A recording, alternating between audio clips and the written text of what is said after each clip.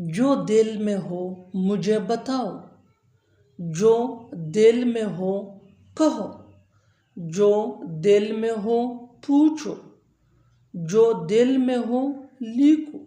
इन जुमलों में हम बोल रहे हैं जो दिल में हो। इसके लिए आपको लिखना होगा इंग्लिश में फील लाइक। आइए कंप्लीट स्ट्रक्चर समझते हैं। V1 यानी first form of verb plus object plus whatever plus you feel like. आगे डिटेल से समझाता हूँ मिसालों से।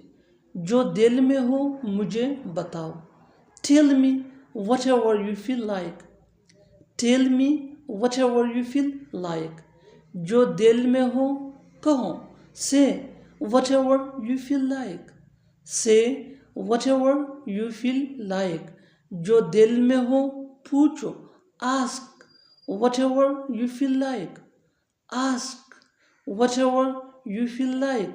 जो दिल में हो लिखो, write whatever you feel like, write whatever you feel like. और आखिर में ये सेंटेंस आपके लिए कमेंट सेक्शन में इसका जवाब ज़रूर देना। जो दिल में हो करो, जो दिल में हो करो। Subscribe English PS for more advanced English sentence structure. Thanks, man.